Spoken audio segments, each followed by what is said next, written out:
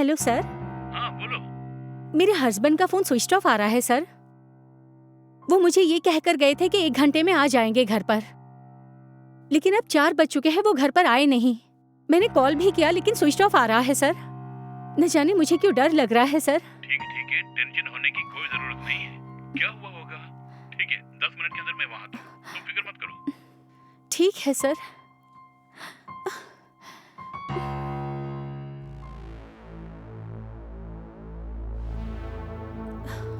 अगर कहाँ गया है वो?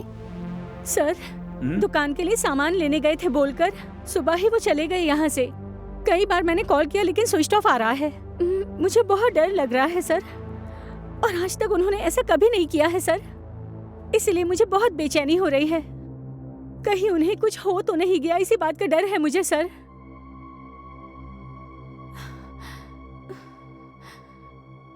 आपने जिस नंबर से कॉल किया है वो अभी स्विच ऑफ है। तुम फिक्र मत करो, चार्ज ना होने के कारण स्विच ऑफ हो गया हो। कुछ देर और वेट करके देखते हैं, उसके बाद भी नहीं आया तो पुलिस स्टेशन जाके शिकायत करते हैं। मैं हूं ना, फिक्र मत करो। सर कब आए आप? तुमने फोन को स्विच ऑफ क्यों करके रखा? हाँ? तुम्हारी घरवाली बहुत ही घबरा गई थी, पता है? सर मेरा मोबाइल नीचे गिर के टूट गया था सर। रिपेयर करने के लिए मोबाइल सर्विस सेंटर गया था सर।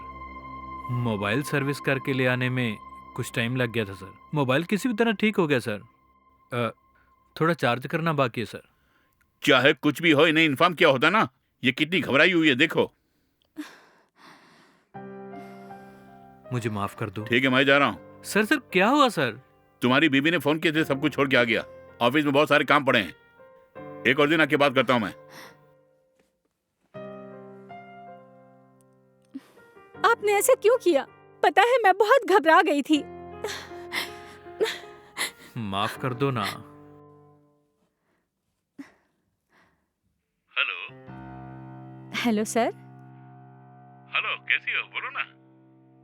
सर आपका बहुत बहुत धन्यवाद सर। धन्यवाद किस लिए?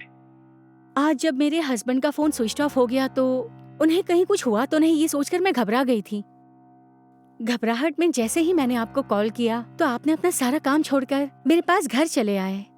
आपके आने के बाद ही मुझ में हिम्मत आ गई थी सर, इसलिए थैंक यू कहने के लिए कॉल किया। अरे उसकी कोई जरूरत नहीं है। ऐसे में एक दूसरे की मदद करनी चाहिए, वही बड़ी बात है। इसलिए मैं भाग आया। सचमुच आपने बहुत बड़ा काम किया है। खैर वो छोड़ो, आगे बोलो। सर आप फिर से कब घर आएंगे सर? काम का बोझ बहुत है। जैसे ही फ्री हुआ तो जल्दी आऊंगा। सर अगर मैं बुलाऊं तो भी नहीं आएंगे क्या? ठीक है, आता हूँ। Thank you sir. अगर शादी से पहले कहीं आपसे मेरी मुलाकात हो जाती तो जरूर मैं आपसे ही शादी करती। अच्छा। जीवन साथी के बिना अकेले कैसे रह रहे हैं आप? यही की आदत सी हो गई है। आपकी तन्हाई को मिटा दूं क्या मैं? लेकिन इस बात का पता मेरे हस्बैंड को नहीं होना चाहिए। अरे नहीं होगी ना। तो हम इसी पल एक हो जाते हैं, आइए ना। ठीक है।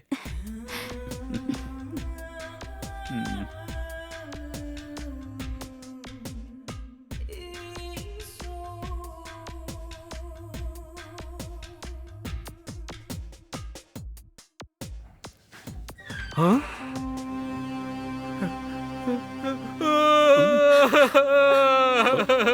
मेरी जिंदगी तबाह कर दी इसने। मेरी जिंदगी तबाह कर दी इसने। जिस बॉस ने मुझे बेटे के समान पाला उसी ने मेरी जिंदगी तबाह कर दी। मैं क्या करूं? मुझे इंसाफ चाहिए, मुझे इंसाफ चाहिए। मैं तुम दोनों की पोल खोल के क्या करने वाला हूँ तुम देखो। आज आपने मेरी जिंदगी तबाह की है सर। मेरी बात सुनो ना। देख मेरी बात सुनो। रोना मत प्लीज। मेरा सर फटा जा यहाँ देखो, ये लो, इसे पकड़ो। जो हुआ बुरा हुआ। दया करके मुझे माफ करो ना, ये रख लो। रोना मत, बोल रहा हूँ ना, आइंदा तुम्हारी घर की तरफ आऊंगा नहीं। मुझसे गलती हो गई, किसी को बोलना मत।